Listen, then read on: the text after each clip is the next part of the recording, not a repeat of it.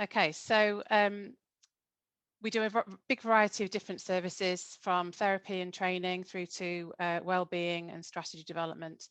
And so hopefully, as I said, this will inform what we're doing today. For some reason my thing isn't clicking. There we go. So today we're going to be thinking about the right conditions for growth. So, what do we need in order to be able to function well?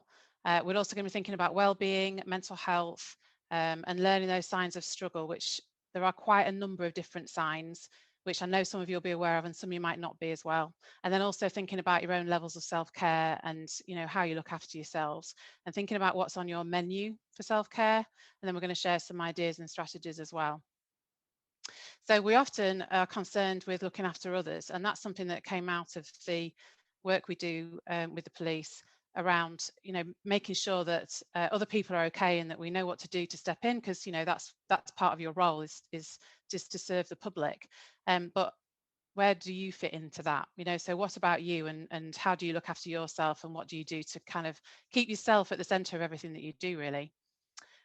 Does anybody remember this? There'll be a certain age range that might remember this. It's a really bad photo, but it was the 70s, so you just have to excuse that. So this was from a children's program on a Friday called Crackerjack. Does everyone remember that? Yeah.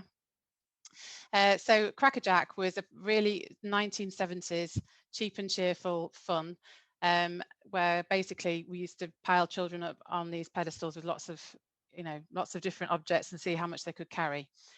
And this is how it feels when we're starting to feel under pressure and under stress, that actually, we've got all these things that we're holding, and what do we put down first? How do we see where we're going? This kid in the middle, I think, has got a nice frisbee there right in front of his face. He can't see anything. So if you imagine and can kind of relate to that there's going to be times, and at the minute probably more than ever, where actually I'm carrying all these different responsibilities. I'm accountable for a lot of things. How do I keep moving forward and manage myself well, so that I know what to put down and what order, and how to keep myself steady? A good way of thinking about how you're doing, and I want you to just do this right now, is to put yourself on a scale of 1 to 10. So if you're thinking about your well-being, that might be your mental health, emotional health, financial health, physical health. Think about what number are you right now. That you might decide that you are, I don't know, a 4 out of 10. And that will be very subjective to you. You'll be able to kind of think, yeah, I think I'm a 5 or a 6, or it's very much about your experience. So if you are, say, a 5 out of 10 at the minute, because there's things you could do differently and maybe you're not on it as much, what would make you a 6? What would you need to do to just make a step change, so that you can feel, actually, I know what I need to do to make myself feel better? Because sometimes we get stuck in a scale at a particular number, and life seems to be happening around us, and we feel like we haven't really got much sense of agency, but we would like to do something different. So scaling yourself and just checking in, it's subjective, but it helps you to be able to think about where do you fit with that. Stevenson and Farmer did a really good review of mental health in the workplace, probably about 3 years ago now. And they talked about this fluctuation, which I think is absolutely right from what we see at Fortis. We work with a lot of clients of all ages, and we see people thriving and doing really well at maybe a 10, and then struggling, kind of early numbers, and going down into the lower numbers, and feeling like, actually, I'm really struggling and I'm not sure how to cope. So if you can kind of track yourself, that's a big part of well-being. Today, how am I feeling? What do I need to do to help myself?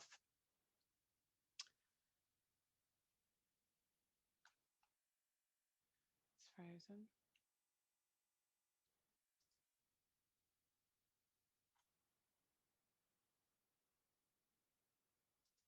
There we go. This is where it flicks 3 forward because I've clicked too much. Okay, so when we're looking at definitions of duty of self-care, there are a lot of medical definitions. And when we're talking about it from an NHS perspective, we're thinking about how we look after ourselves medically. So do we take our medication? Do we look after ourselves? Do we do the minimum we can to support ourselves? So that we aren't going into the NHS or the GP or the pharmacy too often to try and get help from them. So their definition is that it's about understanding our condition and how we live with it. from a Fortis perspective and what we see in terms of self-care, actually these are the kind of key things that we think about with self-care. So it's about deliberately making time to consider, track and take care of yourself by creating opportunities and actions to protect your well-being and happiness. Now, there's quite a few key words in there. Doing something deliberately to help yourself, but making time for yourself as well, and tracking how you're doing, and putting things in place that give you the opportunity to look after you. And also recognizing that you've got a right to look after yourself. That's something we hear a lot, is that not necessarily that I haven't got a right to do it, but people don't even consider that they might have a right to actually take care of themselves. So if you start to think about noticing things, putting opportunities in place, being able to take care of your well-being on a day-to-day basis, and it's part of what you do, just part of what you do, just part of your day. What it isn't is the stuff you do for maintenance. Okay, so having a hot shower is not self-care. That's just what you do. Having a decent lunch that's not self-care. That's just part of what you need to do every day to look after yourself. It's not just about having a bath. It's not just about going for a run. I put this image in here of I'm not quite sure what that is. I think that might be yoga, but just trying to kind of think it's not these kinds of things that feel like they're unattainable and the things you can't get hold of. They're just individual to you, and they're things that you find helpful. I'm just omitting people. Okay, so if we're thinking about burnout, that's what we're trying to avoid. This is the ultimate, when we feel really ill, and that's what stress causes. It causes us to feel incredibly ill. It's not just about feeling under pressure. Stress is when you feel unwell. So you might feel, a massive range of emotions. You might feel upset, very angry about things, or you might want to withdraw. So all of those symptoms start to tell you that something isn't quite right. Burnout has been classified, it's in the International Classification for Diseases, and it's been classified as an occupational phenomenon. I would argue that it's far more than that, because it's about all our lives, and especially over the last year, what's happening in our homes is also impacted on what's happening in our workplace, because often you might be working from home. It's all been merged and blurred. It's not seen as a medical condition, but it's definitely a syndrome.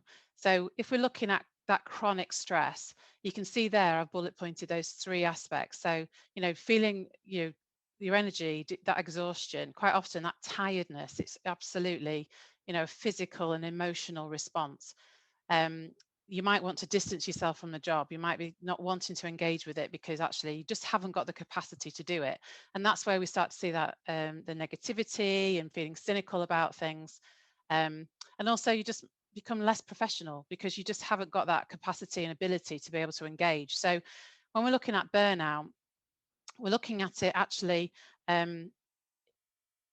how does that stretch across life in general? I was diagnosed with burnout probably 10 or 11 years ago now, and during that time, I literally just didn't have any capacity for anything. I did the bare minimum, whether that was looking after my children, turning up to work, and it was a series of different things that had happened that just left me in that place.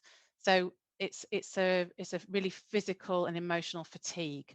And if you've ever experienced it, you'll know it takes a long time to recover from it. So anything you can do that helps you to not get to that point is obviously going to be massively helpful. Now, I appreciate there can be environmental factors, relational difficulties, there might be things going on at work that are beyond your control. But actually, if we're trying to avoid this state of exhaustion, self-care is going to be a helpful antidote to that.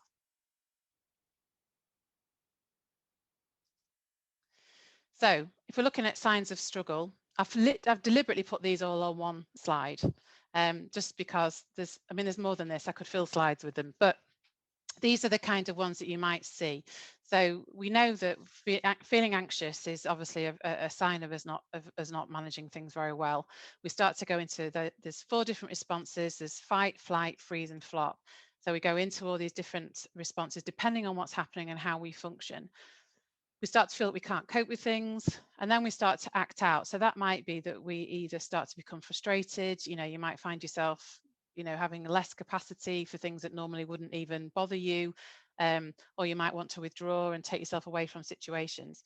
You can see on here there's some emotional responses, so becoming obsessive, feeling isolated, and trying to make sense of what's going on.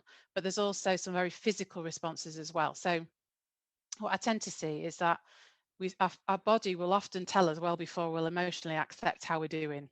So if anyone's ever had annual leave, you've had your leave and you've been ill within 24 hours of finishing, that sore throat that kicks in, that cough that you get, the cold you get. We've all been there, we've all done it.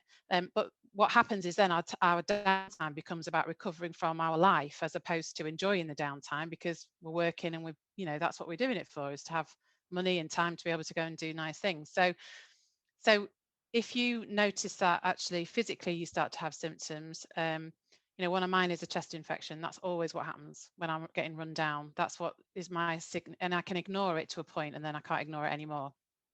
Thankfully, I haven't done that for a few years. But these are the things. So you'll have your own physical responses.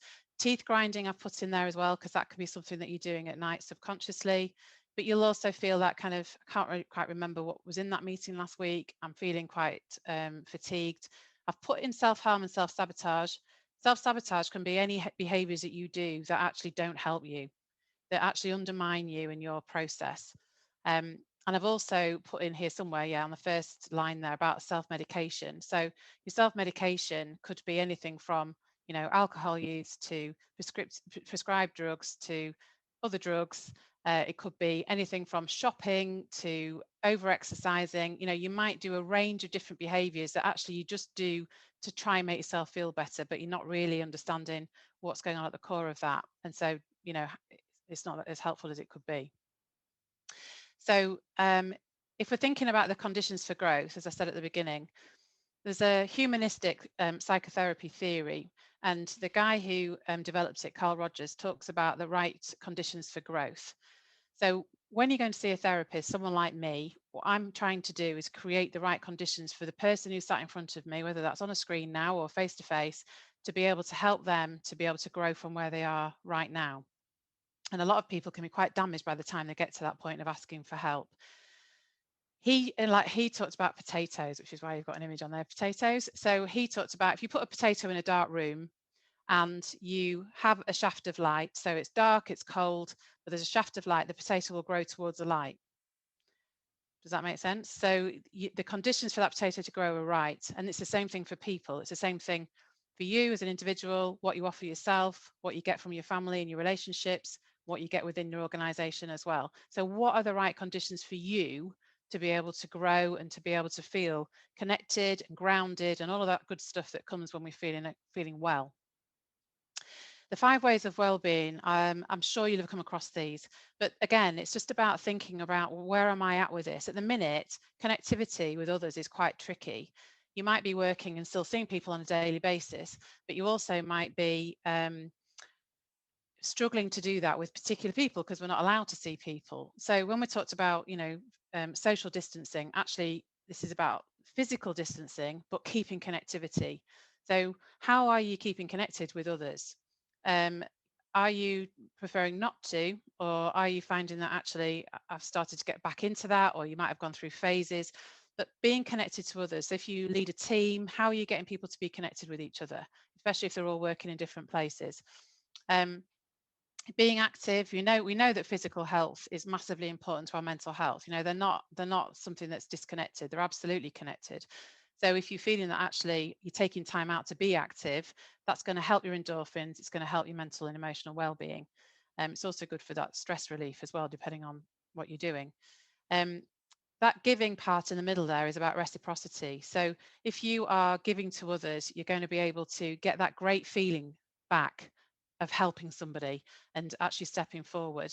And that is a big part of your roles, really, and that you're helping other people. I know that sometimes, you're arresting people and there's all that side to it, but actually a lot of what you do, people look to the police to know what to do and to help. So keeping learning, making sure that we know for mental health that actually engaging with some kind of learning, that I'll talk a bit about that later and what that might look like. And also just taking notice. When you are taking notice of things, you might notice what's happening around you, the change in seasons, the snow that's around today. I don't know about where you are, but there definitely is around me. just taking notice of how people are responding to you, how you're responding to them, what's going on around you. When we aren't coping very well, we stop taking notice of things because we don't have the capacity to do it. So, kind of scaling yourself on each of these areas and thinking, am I doing okay in these areas? How could I do differently, and how could I improve them if I want to? Because it's down to your choice.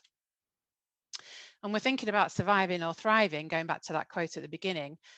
These are the aspects of our health that we think about in terms of our well-being.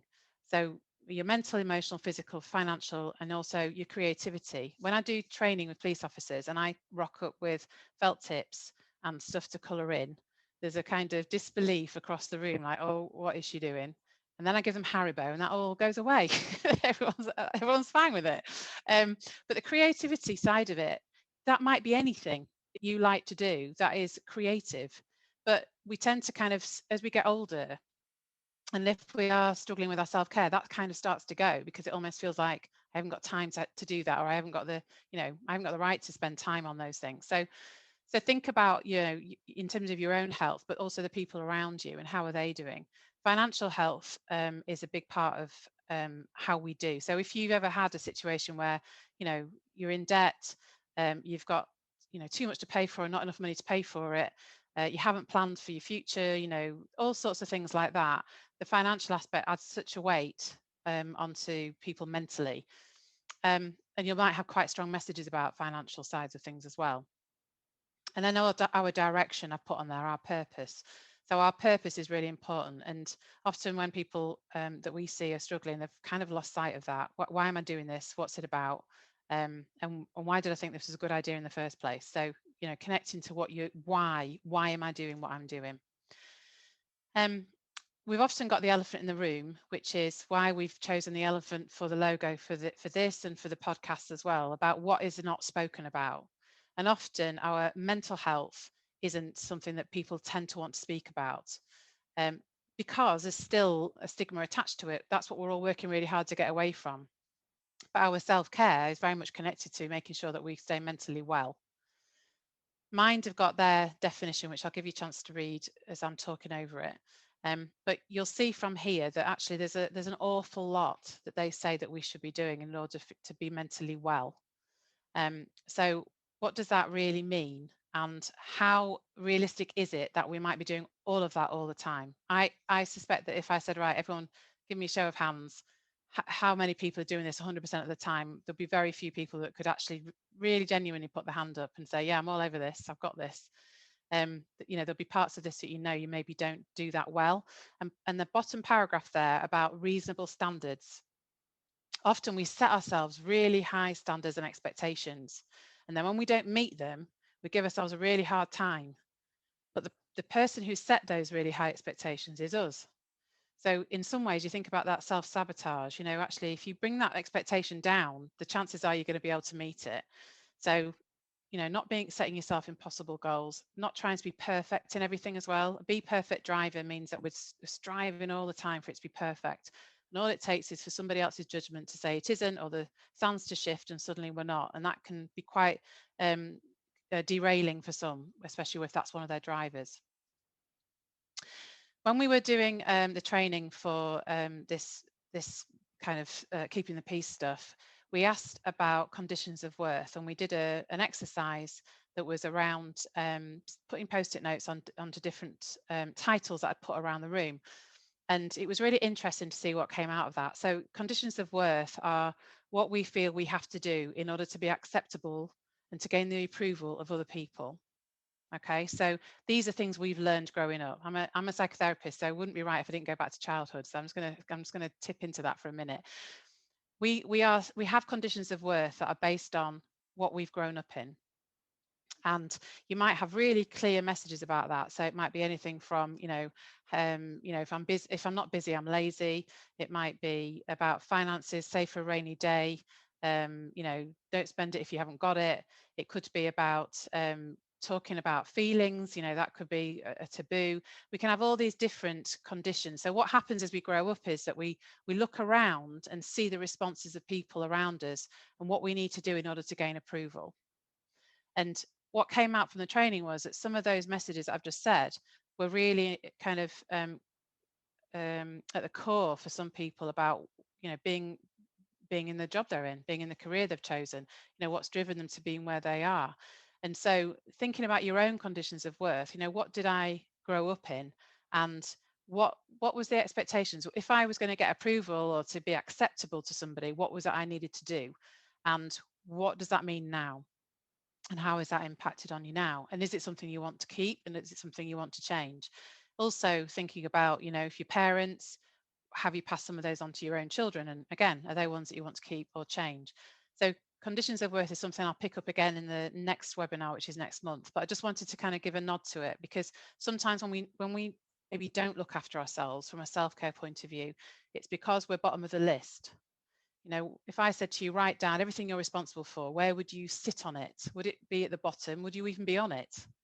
And if you're not on it, actually, I would argue probably need to be near the top at least, if not at the top, because if you're not okay, everything else isn't okay. Our relationships suffer, we suffer. So thinking about self-care, we are kind of culturally, I would say, we grow up to think that taking time out for ourselves is something that is quite selfish. And this is the kind of thing we're trying to break around, actually, this is about taking time and making sure that you are at the center of your life, really. It isn't about being selfish. It is about thinking about all these different areas of your life. Okay, so if you haven't got glasses on and you need them, you might need to put them on now. But this is one of the exercises I do, and I'm happy to email this out to anybody who would like it. So, let us know if you would. And what you do is the middle point of this circle is 0, and the outside edge is 10. All right. So if you do it all the time, if you're really good at that segment, then you color in the whole of that segment. All right. So you give yourself a 10 out of 10. So for example, if you factor mindfulness into your regular daily routine, it's just part of what you do, then you can color that in and say, right, I'm a 10 out of 10 on that. That's great. If you look at take care of my space and you think, which is lucky you can't see my desk at the minute, but if you think about actually I'm an 8 out of 10, you would color to where you think roughly an 8 is. All right. And as you go through this wheel for each of those sections, you think, where am I at the minute? Now, this is a complete snapshot of where you are today. It might be different 6 weeks ago, and it might be different in 6 weeks' time. But thinking about each of these aspects, how am I doing? And where would I like to be able to extend the numbers, and where would I like to be able to focus? What have I lost touch with? So for example, physical health. For some people at the minute, if we're not moving much, it's difficult to factor it in, especially if you're busy and you've got, all sorts of things going on at home and work and everything else. How do I manage that? What do I need to put in? So for me, one of the strategies I've put in place, which I was regretting this morning when they were falling out, is that I've got my 2 out of 3 of my children doing a HIIT session with me every morning. So we get up at 6:45, we do a HIIT session. They're all teenagers. It's like, I don't know why I even put it forward, but they're getting out of bed and they're exercising. So we're all doing it. There's 3 of us. And that's something that means I'm making sure that they're getting what they need and I get what I need. That wasn't something I was doing 3 weeks ago. That's because I've thought, hang on, I need, just going out for walks not enough. How can I factor it in? So work through each of these sections, which, as I said, I'm happy to send you, and just think, where am I at? With your relationships, for example, the higher the number, the better the relationships. All right. So if you have people around you who don't help you, or are quite undermining, and there's difficulties in those relationships, that number is going to be lower. All right. So as I said, have a go at that. We'll send it out to people, and you can kind of see where you're at. But what I would suggest you do, if you do it, is that you do it where you are today, and then you do it in 6 weeks' time, and just see how you are and where you've improved. And I know I'm kind of banging on about scaling today, but it's a really good mechanism. So if you're happy with being a 6 out of 10 with something, that's great. And this isn't about being 10 out of 10. For those people who want things to be perfect, it's not about it being a 10 out of 10. It's just about where am I at right now, and what do I want to do differently? Because if you think about the impact of that on you, and if that kind of wheel is quite wobbly, you are that wheel. That's what's representing you. Okay. So if you had 4 of those on your car, how far are you actually going to get? Probably not that far, because there'll be gaps and there'll be things that, probably don't work as well. If we're thinking about what helps you, this is about your choices. So I hear a lot, I haven't got time for this, and this is happening, that's happening, that's happening. Okay, so there's actually choices within that about what you're choosing to be involved in and what you're choosing to let go of. Now, I'm not saying that times that, our self-care might drop down if things are really busy, but it's about reassessing and bringing yourself back up. So what helps you? What choices can you make that will help you? And what is it you actually enjoy doing? What do you like doing? What makes you happy? That's about, there's a psychotherapist in America, and she talks about what makes your tail wag, what kind of gives you that feeling. And actually, most people have lost touch with that at the minute, especially just because of the amount of things we can't do. So keep an eye on the basics. These are the things that we know from a mental health and emotional well-being point of view make a massive difference. So that might be your diet, what's your sleep pattern like? I know you're doing some really great sleep webinars, so get yourselves on those and learn about that, because it's a massive subject in its own right. But just thinking about my hydration levels, making your bed in the morning so you feel like you've done something that actually is complete before you even leave the room. Having some fun. When was the last time you had a proper belly laugh and you really enjoyed yourself with somebody? And what's your environment and your relationships like? These are the basics. If things start to impact on you, if you can actually improve some areas, even if you can't improve others, that's going to help, rather than everything coming down that scale. And something that we've seen quite a bit with police officers and staff is about asking for what you need. There is still that kind of resistance, I guess, or avoidance of I need some help, or I need to talk to somebody, or whatever. But actually asking for what you need can be massively helpful, and everybody needs something and some support at some point. We don't go through life without it. And sometimes people actually really want to help, and by not allowing them to help, that doesn't help them either. So asking for what you need and being clear about that, and recognizing that you do have some things that are within your control that maybe you aren't taking control of. And again, that comes down to just valuing yourself. So if we think about that menu, I talked at the beginning about a menu for self-care. I put the Himalayan hike resort there because we can all fantasize about being somewhere nice and warm, and so if you think about your menu, what would be on your menu for self-care? What would you like to be on it? What would be on yours will be different to what's on mine. And it isn't about actually every day. Some people really go with good habits, that you have good habits in every day, but realistically, when if you've got a busy life, that can be difficult to keep going, and you can give yourself a hard time for not having achieved what you've set out to achieve. Whereas if you've got options and choices, then you pick at whatever you need. So being aware of your own levels of self-care and your own levels of well-being, there might be something that like you might like to go and hammer it at the gym, if you've got a gym at home, or if you can go to a gym. You might like to hammer that. That's great. But there might be days when actually that's the last thing you need. You need to rest, and you need to do something, good food or whatever it might be, or talk to somebody. So creating your menu and your options is really important. We'll talk a bit more about that in a second. So this is my German Shepherd Digby. He's part of my self-care. So when he comes to me and he's bugging me because he needs to go out for a walk and I can't be bothered, I have to go out for a walk because he's part of what makes me kind of think. And then I love it when I'm out, and you never regret it, do you? You never regret going out for a walk. You never regret taking exercise. But he's part of my routine around, actually, as much as I want to do that for myself, sometimes I just think I haven't got the energy. And he's like, no, we have got the energy. And he behaves as if he's never been out on a walk before in his entire life, every time we go out for a walk. So, that enthusiasm, it's hard to deny it. So he's part of my self-care. And he's also, he lives in the moment. Dogs live in the moment. We can learn a lot from them, and taking out what's happening and noticing what's going on around them. So when you're thinking about your menu, and this is something to kind of reflect on after this session, these are the kinds of things to think about. Okay, you're going to have activities on there. So you might have, a particular 3 or 4 different types of exercise you like to do. You might have something around your diet and your water intake and that kind of thing. You might have socializing on there. But what does that really mean? Is that about going out for a walk with a friend or a family member, or is it about doing something on a platform like this, which I know we're all a bit platformed out, but if it's about connectivity and engagement. But these are the ideas to think about.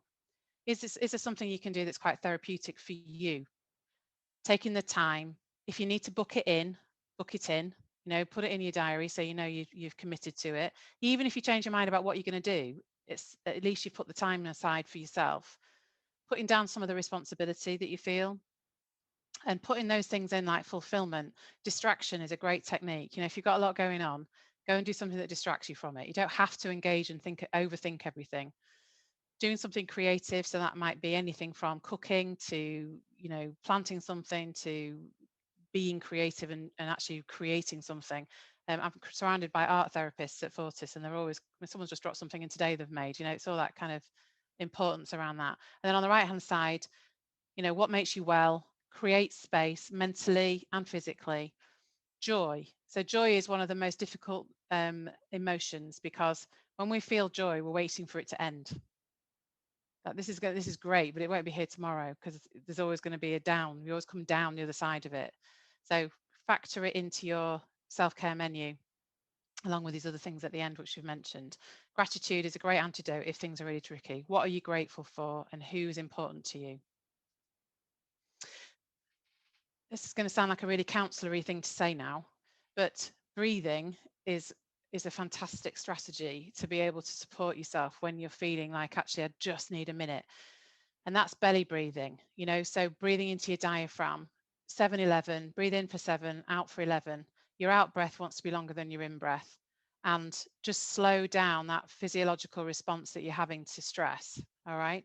So keep an eye on how you're breathing. If you're just breathing shallowly in the top of your rib cage all the time, you're not getting in enough oxygen, and you're not going to be feeling that. If you just take a deep breath now as I'm speaking, and do it a couple of times, you'll probably find that you can crack your shoulders, you can track where the tension is, you know where you hold it in your body.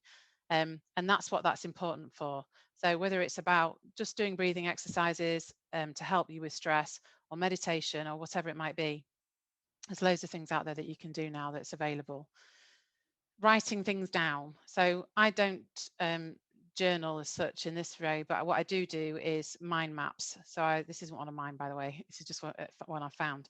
But I write mind maps down, lists, because it just helps me to get my thoughts in order. So if you're holding an awful lot of information, then write it down. If you wake up in the night and that stuff's going around in your head, write it down. You don't have to hold it in your head all the time. And part of what we try to do is think, oh, it's fine, I'll deal with it tomorrow, or I'll manage that later, but it's still in the background ticking over, and we tend to overthink. So anything that helps you to create space, write it down. It doesn't matter how ridiculous it is either. It's a bit, I always think of it a bit like, when you, corks that come to the top, that you might start writing something down and it goes to can be connected to the most weirdest and wonderful things. And you think, where does that even come from? Doesn't matter. Just write it down and get it out of your head, so you're not having to carry it around with you. Think about your physical clutter as well. So often when you start, these are all the indicators and the signs to look out for. So if, for example, your space, your workspace, your home space starts to become really cluttered, quite often that will represent what's going on in your head. So get some order in place. I'm not suggesting you go the other end of the spectrum, become obsessive about the space, but it's just about balance. And actually, we all know when we've sorted out one of those cupboards in your house that are spring loaded, and I know we've all got them, it's not just me, that when you open the door and it kind of is full of all sorts of stuff that you've been gathering over the years, when you sort that out and you throw some stuff away, you feel better. And it's the same thing around you in your space. Just think about, what am I holding on to physically, and what would it feel like to get rid of it? Because often it'll help you to feel just a bit more in control and a bit less anxious about things. We've talked about asking for what you need, and I think asking for help is one of those things that knowing when you need to ask for help, who can help you with it as well, and asking the right person. There's a lot of things out there now about, it's good to talk, and it absolutely is. I don't do what I do for a living if I didn't think that, but it's good to talk to somebody who's going to help. It's good to talk to the right person, because often if we talk to the wrong person, or they give us advice that doesn't really fit for us, then that's not great. So just think about, when I ask for help, who do I ask for, and who's my network? Who's my team around me that can help me with some of the things that I maybe need some support with. Boundaries are also a big part of your self-care. So when we talk about boundaries, it's creating that space around yourself. So how many people on the call, and please put comments in, I know I can see them going up, please just say about how you feel about asking for how you feel about saying no. So saying no can sometimes be a really difficult thing to do. We tend to say yes and then figure it out later, or say yes and then feel resentful about saying yes. Okay, so how can you say no? And I appreciate that the hierarchical structure of what you work in, this is a difficult situation to talk about, but there's be other things in life where you say yes to things when actually that probably doesn't help you. And saying no, which can leave you with a sense of guilt, or you might feel like, oh, I'll say yes anyway, I'll get involved. But does it drain you? Does it help you? Are you happy to say yes to something and actually genuinely feel happy about that? Would you rather say no? And how many times have you said yes to something when you absolutely wanted to say no? That might even be around social events. It could be about time with friends. It could be about family, that you almost can sacrifice yourself in order to make somebody else feel okay. So think about where your boundaries are, and think about whether you're happy for those, and are there things that you could maybe say no to that would make help you to feel better. I've touched on mindfulness, which is a whole session in itself. So I wanted to talk a little bit about mindlessness. Some of you will have maybe one phone, maybe two phones, maybe a couple of phones and a screen, maybe that and a laptop. You'll have smart TVs. Everything is interactive, everything is available 24 hours a day. And our brains aren't meant to function that way. So on the one hand, it can be really helpful to have something to just scroll through, like that kind of mind numbing, like just switch off. But on the other hand, you can also lose hours of your day and time doing that. When actually you might be able to do something that's more constructive that actually helps you. So what I would say is with technology is, making sure that you manage it so you're not available 24/7, that it is put to one side. That if it helps you to have a work phone and a home phone, then that's also, creates those boundaries. If you're in a role where you can do that, she says in brackets. If you are on social media, and obviously there's a lot of stuff about the news and everything at the minute, which you'll all be fully aware of, try and make your social media streams the best magazine you've ever read. Go for the things that you really like to read about, the things that entertain you, the things that help you to feel connected to the things you like to do. So manage this time on the screens, manage your what you're actually seeing as well, and I'm sure you've covered it in the sleep workshops. Try not to look at that kind of light for at least an hour before bed, because it does trigger your brain. So just consider your relationship. Are you sat in a room sometimes with real people and you're on your phone looking at other people that you don't really care that much about? And what would it be like to be able to actually be in the room with the people you're with? And then those people around you who mood hoover you, who take the joy out of life and relationships, that their energy is really heavy. So I'm sure if I say there'll be people in your life where you spend time with them and you can feel yourself just your energy levels just draining out of your feet. And you might, I appreciate this is difficult if it's family members, but it might be that you are spending a lot of time with people who don't help you to feel energized and don't connect with you on that other level. So think about who's around you. Who do you need to unfollow in real life? Who do you need to unfollow on social media? How do you create that space for yourself? And consider those relationships as well. All right, because I was just thinking, I've got a friend who I see, and I can see her for an hour for breakfast when I was allowed to do that, and I would be more knackered based on that conversation and what happened in that hour than I ever would be seeing clients all day, because there's that drain that comes with it. Creativity, loads of ideas on there for you around creativity. I've put wood turning at the bottom there because I've got a bit obsessed with wood turning on the YouTube videos. Not that I can do it myself, but I like to see what people create. It's all about kind of stimulating that creativity in your brain. So have a look at that and think, actually, those are things I could do, things I haven't done for years, or things I love to do every day that really help me.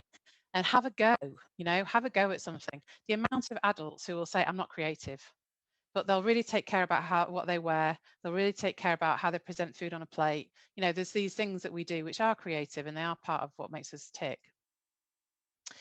Learning. So there was a really good episode on the BBC, I think, the other night about mental health. I don't know if anybody saw it. There was it was Tanya Byron, I think, who's a psychologist, and they were looking at different ways of helping mental health. And one of the things they talked about was that if you're doing physical exercise and you are also learning something at the same time, so podcast, or there's something on in the background that you're learning about, that can be really good for mental health. It increases the blood flow to the brain. And I think that using these kinds of ideas around podcasts, audiobooks, having a really good playlist if you love music, all those different things can really help you to just come away from your head sometimes. So if you like a particular podcast, if you like a particular audiobook, if you like Keeping the Peace podcast, if you like anything that that distracts you, but it also gives you information, playlists, music playlists, and audio recordings is another thing. So rather than writing things down, you might like to audio record what's going on. So again, just another thing around self-care, find what works for you. There'll be things that you kind of go, oh yeah, I really enjoy that, and I haven't done it for ages. So how can you put that back in? And you're moving. So, getting out for a walk, as I said, like I do with Digby, noticing what's going on around you. But there's also some great research out there, Blue Mind, which is about being in water. So if you do paddleboarding and, those kinds of things. Green therapy is about being outside and, just being in nature. Active meditation, mindfulness. You might like gardening. There's a really good book that's been written by the RHS recently about the science of being in the garden, how to help your well-being and your mental health. And just factoring all of these different aspects in. Won't work. Some of them won't work for you at all, and some of them really will. So put them on your menu. And then there'll be some helpful apps out there as well. So again, things like Headspace and Calm, they can really help with putting meditation and breathing exercises, reflection time into your day. Even if it's a couple of minutes, it doesn't have to be, an hour long. It can just be something where you kind of just do a process that you go through. So, and it depends on what you like, what voice you like, how you how you engage with those different sounds of music and everything else. And Sleepio is also a good app for sleep as well. I just thought I'd put that in there because it's all part of rest. So the Keeping the Peace podcast, I'm going to keep plugging it in case you haven't listened to it yet. We've done the first series, we're on to the second series now, and there'll be two extra podcasts, one for today's webinar and one for the next month's webinar about the masks we wear. So we'll add that extra content on there as we go. And if anybody wants to get in touch with me, please feel free to do so. There's loads of stuff we put on our website, all free content. There's a Westerly Club, which is a men's mental health group, which is a private group on Facebook. The F Word, which is another private Facebook group open to anybody. And again, it's just about being around people and engagement and discussing how people are doing, all of which can be really helpful. And the other thing to just consider with self-care is that if you've ever rung IT because you've got a problem with your laptop, I hope there's nobody on here from IT, they'll generally tell you to switch it off and switch it on again. Am I right? So it's the same thing with you. Sometimes you just got to unplug, whatever that means for you, and just give yourself permission to do that. It's okay to take that time and to actually unplug yourself from everything.